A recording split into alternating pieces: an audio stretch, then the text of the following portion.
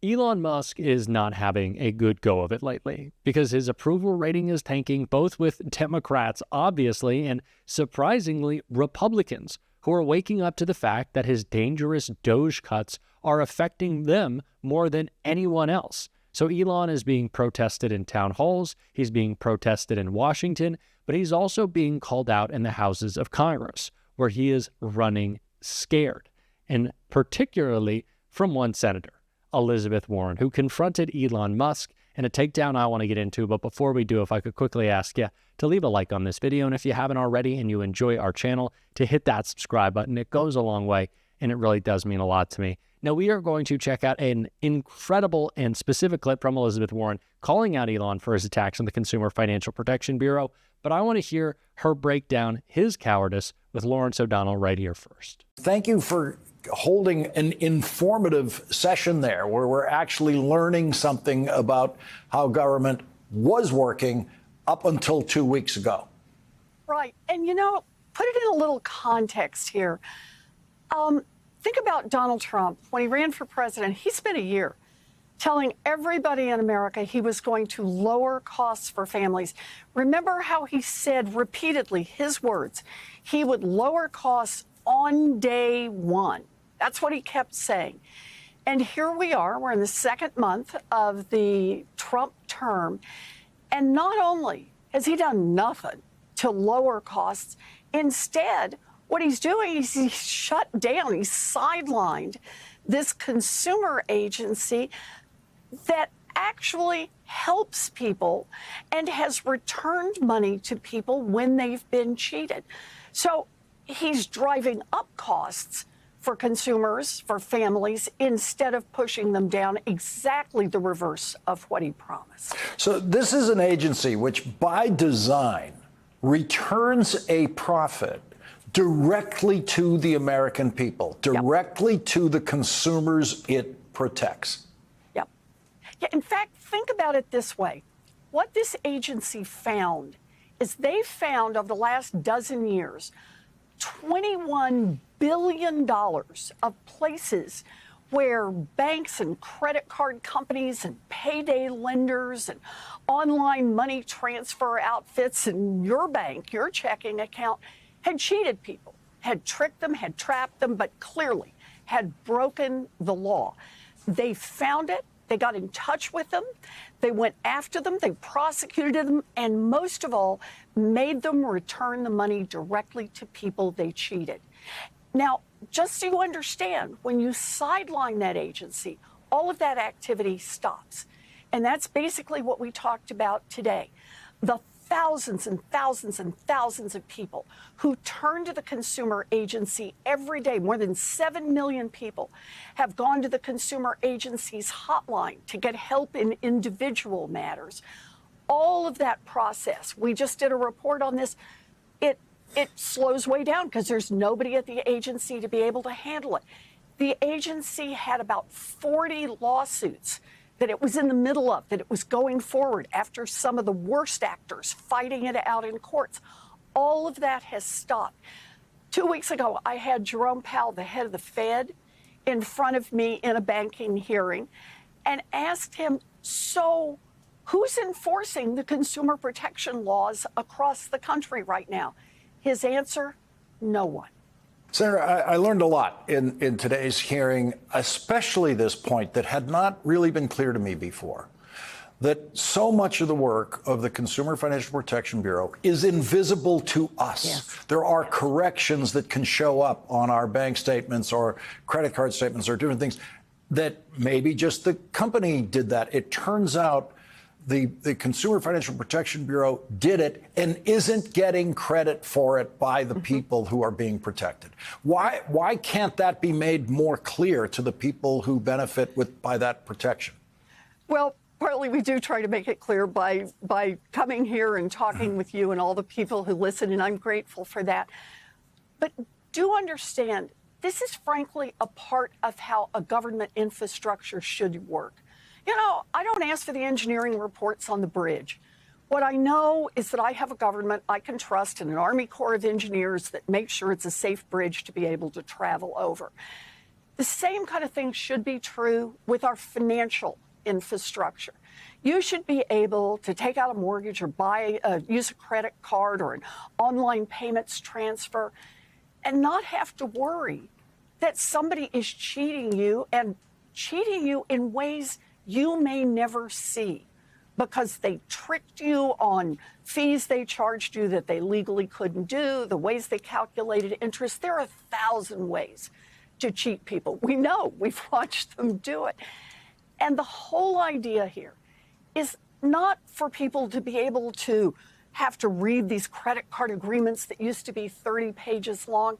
It's to make the market work smoothly so people can try to build some financial security and know that the basic underpinnings, that you're treated just fairly, level playing field with your credit cards, your checking accounts, your mortgage, your car loans. That's what the CFPB is all about. It's kind of like your infrastructure in your financial system. And damn it, Elon Musk thinks he can just come in and knock all that out because it will be one more way for the richest man on earth to get just a little bit richer at the expense of American families. And this is a time just to say no. No to Elon Musk, no to Donald Trump, and no to these damn billionaires who think they ought to be able to run the earth and make everybody else eat dirt. Enough of that. Elon is running scared. There have been countless committees and subcommittee hearings already about Elon's actions. You have the Doge Committee, you have this hearing that Senator Warren held about the Consumer Financial Protection Bureau and all of Elon's attacks on it. He's a guy who likes to talk a lot, likes to tweet a lot, likes to say a lot of nonsense. You would think if he's so proud of Doge and doesn't know that what he's doing is in fact illegal, then he'd want to show up, right? He'd want to talk about all these accomplishments, but he's not because he's scared. He's a coward and he knows what he's doing is illegal. So he's running away. But Elizabeth Warren is still calling him out, and I want to take a look at that right here. As Musk launches his new app, he faces oversight from the CFPB. His plan seems to be to eliminate the watchdog, which would leave him free to scam and steal however he wants. And that is why I invited Elon Musk to the hearing today. Congress and the public deserve answers about why he's trying to kill the CFPB and answers about what he would gain personally if he's able to shut the agency down. No surprise, Mr. Musk is a no-show. He is too afraid to show up in person and defend his actions. He hides behind a gusher of silly tweets. But Elon, in case you're watching from your bunker or your Oval Office, it isn't too late. We're going to be here for another hour and a half. We have saved a seat for you, and we all have plenty of questions. It is so important that we be hyper-specific in our messaging, that we get down into those local examples. These are national topics that we're dealing with, but we got to get specific. Don't make this just about agencies. Make it about the people those agencies protect. Be hyper-local. Be hyper-specific. That's how we have to message this thing. That's what we have to talk about, especially when the people who are facing the most consequences from Elon are people who are having the consequences of their vote. Republicans and red seats, red districts, red states, red counties are feeling the effects the most. And they're about to with the GOP's new budget, which is cutting almost $1 trillion in Medicaid funding. That specifically hurts red states. And Congressman Robert Garcia talked all about that in a clip I want to check out right here. Of course, these none of these have ever actually aligned with any of the recommendations that have come out of your office, but yet they are clearly huge priorities for Elon Musk and his Doge team. It's obviously there's a crusade against the government, against actually helping people across this country, and it's the hypocrisy that we're seeing today and in our committees that I think is quite disturbing to House Democrats. Now, Republican colleagues have spent a lot of time warning about unsustainable deficits. We know that today there is a huge vote, of course, we know, on a budget. Their budget version and bill has a $4.5 trillion tax cut giveaway, essentially, when we should be asking the super rich to actually pay more. And at the center of this, we know, is a huge cut to Medicaid. They're targeting at least $880 billion, maybe more, in Medicaid cuts. Now, in my district alone, we have 300,000 people that are dependent on Medicaid approximately, which is a huge amount of the community and the district. Now, nationally, 80 million people we know are on Medicaid, but it actually impacts every single district across the country. Whether you're talking about Kentucky's 1st District, where 26.5% of the population there, 155,000 people are dependent on Medicaid. Whether it's in Ohio's 4th District, over 100,000 people depend on Medicaid. That's 15% of the population. Whether it's in Louisiana's 3rd District, 196,000, almost 200,000 people dependent on Medicaid. Or in Georgia's 14th District, where 109,000 people, or 16% of the population, are dependent on Medicaid. We know that Medicaid saves lives. These are huge numbers of people. These are folks that are colleagues of ours on the other side of the aisle that are members of this committee, and that oftentimes are here at this committee. So this actually has an impact to our constituents. It means elderly and disabled people won't get their health care, their long-term care. It actually impacts people that have real substance abuse issues. And one other thing that people don't realize about Medicaid, there's a lot of conversation in this country about births and encouraging people to have more children.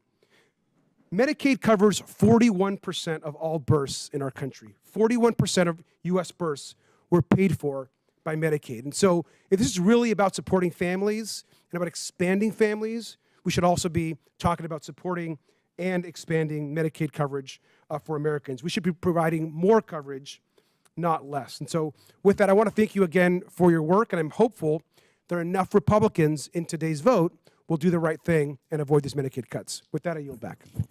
Gentleman yields back. Chair recognizes Ms. Green. Thank you, Mr. Chairman. Thank you for being here today, Mr. Republicans, are you starting to regret your vote yet? Are you wishing it was Kamala in the White House with Tim Walz protecting your Medicaid, protecting your Social Security, protecting the programs that Elon has slashed? I'm sure. I bet you are. So let's learn from this and remember that we have some elections coming up. Let's do things differently then, huh? That's what we're going to be talking about on this show every single day. If you want to support that, as always, you can hit that subscribe button. You can leave a like on this video, and if you stuck around to the end, you can drop a blue heart in the comments. And until next time, I'll see you soon.